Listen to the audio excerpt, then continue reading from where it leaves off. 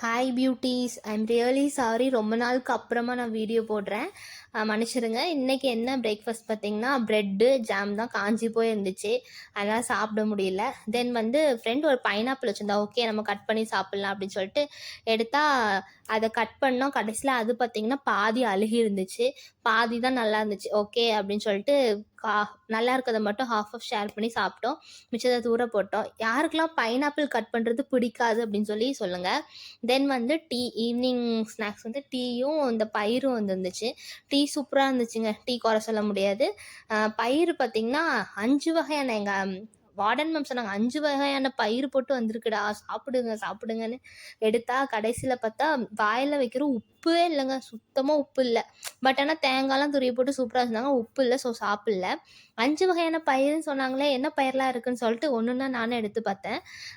கொண்டக்கடலை இருக்குது, அதுக்கப்புறம் பிரியாணியில் போடுற பச்சை பட்டாணி இருக்குது, அதுக்கப்புறம் க்ரீன் கிராம் பச்சை பயிறு இருக்குது, அப்புறம் வெள்ளை கலரில் இருக்குது, அது எனக்கு என்னன்னு தெரியல, அது காராமணியா என்னன்னு தெரில, தெரிஞ்ச கமெண்ட்டில் சொல்லுங்கள். தென் வந்து நம்ம வந்து பானிபூரிலாம் சாப்பிட்ட ஒரு சின்ன ஒரு பயிர் மாதிரி இருக்கலாம், ஒரு பட்டாணி மாதிரி ஒயிட் கலரில் இருக்கலாம், அந்த ஒயிட் பட்டாணியும் இருந்துச்சு. டோட்டலாக 5 இருந்துச்சுங்க, கரெக்டாக தான் இருந்துச்சு, 5 பயிர் இருந்துச்சு. நீங்களும் இந்த மாதிரி ஹெல்த்தியாக சாப்பிட பிடிக்குன்னா கமெண்ட்டில் சொல்லுங்கள். தென் வந்து நைட்டு பார்த்திங்கன்னா புலாவும் ஆனியன் ரைத்தா எக்கு கொடுத்துருந்தாங்கங்க. புலாவ் வந்து சத்தியமாக டேஸ்ட்டாகவே இல்லை, புலாவ் மாதிரியே இல்லை. தென் வந்து எக்கு பார்த்திங்கன்னா 2 எனக்குன்னு நினச்சிக்கிடாதீங்க, ஒரு ஆளுக்கு 1 தான் ஹாஸ்டலில், 1 வந்து என் ஃப்ரெண்டோடது. அந்த ஃபுட்டு நல்லா இல்லைன்னு சொல்லிட்டு நாங்கள் வெளியே ஆர்ட்ரு போட்டிருந்தோம். நான் வந்து க்ரில் ஆர்ட்ரு போட்டிருந்தேன், என் ஃப்ரெண்டு வந்து ஷவர்மாவும் எக் பிரியாணியும் ஆர்டர் போட்டிருந்தா. அதனால சரி ஓகே எல்லாத்தையும் எடுத்து வைப்போன்னு சொல்லிட்டு அப்படியே எடுத்து அரேஞ்ச் பண்ணிட்டு இருந்தேன். ஒன்று அதுக்கு நமக்கு க்ரில் கொடுத்தாலே கொடுப்பாங்கல்ல, அந்த ஆனியன், கேபேஜ், கேரட்லாம் ஸ்லைஸாக வெட்டி லைட்டாக உப்பு, மிளகா பொடியெலாம் போட்டு வச்சுருந்தேன், அது ஒரு இது மாதிரி இருந்துச்சு அது. தென் பார்த்திங்கன்னா உப்பில் போட்டு வச்சுருப்பாங்க, உப்பு தண்ணியில் போட்டு வச்சுருப்பாங்களா கேரட்டு, வெள்ளரிக்காய், அது செம்ம டேஸ்ட்டாக இருக்கும் உடையில சாப்பிட்றதுக்கு. தென் மயனைஸ் பார்த்திங்க ரொம்ப கம்மியாக கொடுத்துருந்தாங்கங்க மயனைஸு. தென் வந்து க்ரில்லை ஓப்பன் பண்ணுறேன், எனக்கு அப்படியே ஆர்வம் தாங்க முடியல, ஏன்னா காலையிலேருந்து ஒழுங்காகவே சாப்பிட்லையா, ஐயோ க்ரில்லு அப்படியே ஆர்டர் போட்டு வெயிட் பண்ணிட்டே இருந்தோம். அதனால் சீக்கிரமாக டக்கு டக்குன்னு பிரித்து வச்சுட்டேன்.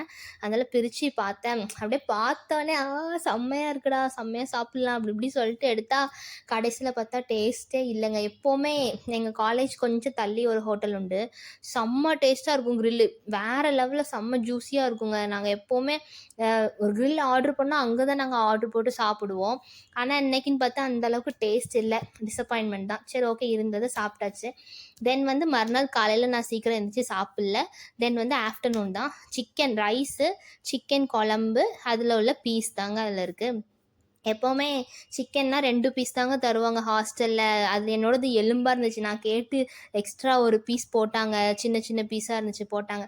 இதே தான் ஹாஸ்டலில் உள்ளவங்களுக்கு மட்டும்தான் தெரியும், நம்ம வீட்டிலனா யார்கிட்டையும் பெர்மிஷன் கேட்கணும் அவசியம் இல்லை, எவ்வளோ நினச்சதை எடுத்து சாப்பிடுவோம். ஆனால் ஹாஸ்டல்னு வந்ததுக்கப்புறம் இதுனா இவ்வளோ தான் அப்படின்ட்டு. சில ஹாஸ்டலில் மேபி இல்லாமல் இருக்கலாம், ஆனால் சில ஹாஸ்டலில் இருக்குது. சரி ஓகேன்னு சொல்லிட்டு நாங்கள் வந்து என் ஃப்ரெண்டு ஆஃபர் போகுதுன்னு சொல்லிட்டு இருந்தா, சரி ஓகேன்னு சொல்லிட்டு ஆர்டர் போட சொல்லி அவள் போட்டா. நாங்கள் 2 பேருமே சேர்ந்து சம்திங் 250 230 தான் வந்துச்சு. அது என்னென்னா பீஸா போட்டிருந்தோம், சாண்ட்விச் போட்டிருந்தோம், அப்புறம் பர்கர் போட்டிருந்தோம், ரேப்பு போட்டிருந்தோங்க. இதில் எக்ஸ்ட்ரா சீஸ் போடுறாங்க அப்படின்னு சொல்லிட்டு இது பண்ணாங்கங்க. அது குட்டியாக இருக்கானா அது 35 ரூபா வாங்கிக்கிட்டாங்க. பீஸா வந்து செம்மையாக இருந்துச்சு, பார்க்கவே சூப்பராக இருந்துச்சு, சீஸ்லாம் போட்டு ஆரிகேனோ, அதுக்கு மேலே உள்ள டாப்பிங்ஸு, டொமேட்டோ கெச்சப்பு எல்லாமே கொடுத்துட்டாங்க. அதுக்கப்புறம் வந்திங்கன்னா சாண்ட்விச் கொடுத்தாங்க. நான் சொன்ன சீஸ் இதாங்க, அவ்வளோ கம்மியாக இருக்குது 35 ரூபாய்க்கு, அது நாங்கள் வாங்காமலே இருந்துக்கலாம்னு தோணுச்சு லாஸ்ட்டு. அப்புறம் சாண்ட்விட்சு, அதுக்கப்புறம் பர்கர், எல்லாத்தையும் ஏன் யோசிச்சு ஓப்பன் பண்ணிகிட்டு இருந்தேன்னா வீடியோ எடுக்கணும்னு சொல்லிட்டு எடுத்துருந்தோம், ஆனால் சூடாறிடுமோ அப்படின்னு ஒரு மைண்ட் செட்டு. அதுக்கப்புறம் பார்த்திங்கன்னா பர்கருக்குள்ளே பேட்டியே தெரிலங்க, அந்தளவுக்கு பர்கர் வந்து இருந்துச்சு. ஆமாம், அப்புறம் நாங்கள் அப்படியே பேக் பண்ணி அப்படியே வச்சாச்சு.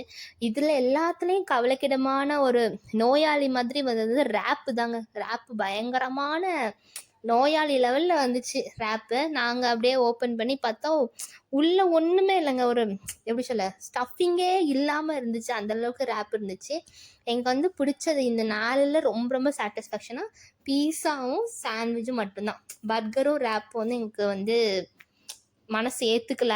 ஐயோ தேவையில்லாமல் ஆர்டர் போட்டோம் போலையே அப்படின்னு சொல்லிட்டு. இருந்தாலும் சரி ஓகே, 350க்கு இவ்வளோ ஃபுல்லாக இருந்தது, ஓகே தான், மனசு ஓகேன்னு சொல்லி மனசு ஏற்றுக்கிட்டுச்சு. அது அப்படியே நாங்கள் எல்லாத்தையும் சூடு ஆறக்கூடாதுன்னு திருப்பி உட்காந்து எல்லாத்தையும் நான் பேக் பண்ணி வச்சேன். அப்புறம் நான் பெங்களூர் கிளம்பிட்டேங்க. அது அடுத்த வீடியோ அங்கேருந்து வரும். Always be in your own இருந்தால்